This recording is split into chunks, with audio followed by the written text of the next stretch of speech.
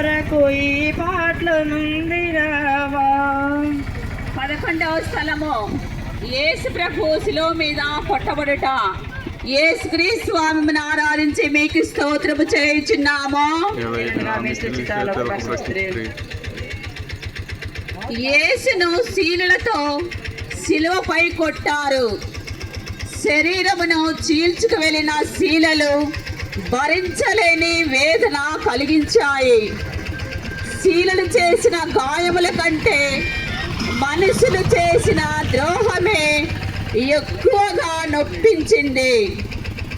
ఆయన బోధనలు విన్నవారు, అద్భుతాలు ఫలితాలు పొందినవారు సిలువ వేయుడు అని కేకలిడినది విని ఆయన మనస్సు చెదిరిపోయింది.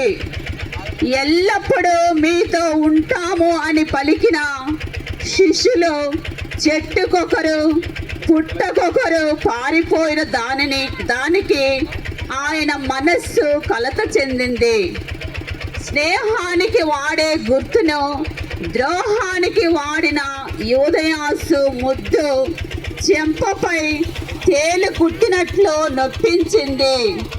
సకల వేదనలను మన కోసం ఆయన భరించాడు.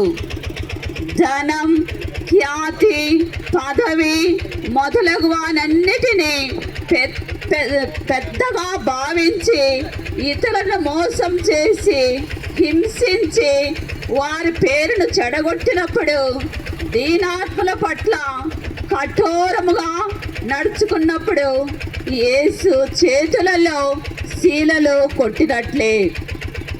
దేవుని సమక్షమున జతపరచబడిన ప్రేమతో జీవితాన్ని గడుపుకుంటున్న కుటుంబాలలో అల్లకల్లోలము సృష్టించి వేడుక చూసినప్పుడల్లా యేసు చేతుల్లో మేకులు కొట్టినట్లే. తాళి కట్టిన భార్యను కన్న బిడ్డలను మరచి జూదము, మట్కా, మద్యపానము మొదలగు వాటిలో మునిగి కుటుంబ బాధ్యత లేక తిరిగేవారు యేసు పాదాలలో శీలలు బిగింపచేస్తున్నారు. మన మధ్య జీవిస్తున్న పొరుగు వారిని ద్వేషించి వారికి నష్టము కలుగజేస్తూ దేవుణ్ణి ప్రేమిస్తున్నామని చెప్పినప్పుడు యేసు పాదాలలో శీలలు దిగుతున్నాయి. సిలువ వేయబడిన యేసువా, త్యాగ క్రియలను మాకు నేర్పుము. మా క్రియల ద్వారా మీకు నొప్పి కలింపచేయు దుష్క్రియలను మానుకొనజేయుము.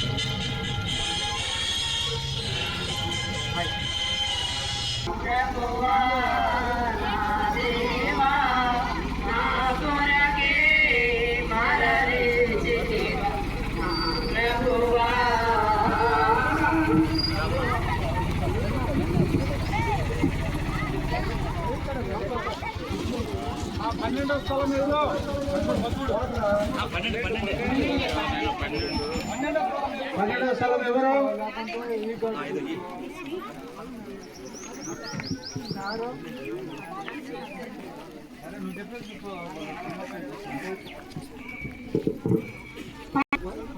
యేసు ప్రభువు శిలువ మీద మృతి పొందుట. యేసు క్రీస్తువా, మేము ఆరాధించి మీకు స్తోత్రం చేయించున్నాము.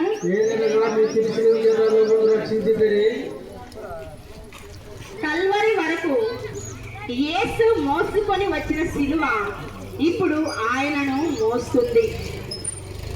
భూమ్యాకాశముల మధ్యన శిలువలో వేలాడుతున్న యేసు అవమానములు, అక్రమములు, మానవుల పాపముల వలన బలహీనతలను మోసుకొని వచ్చి కల్వరిలో త్యాగ బలిగా సమర్పించుకున్నాడు యేసు.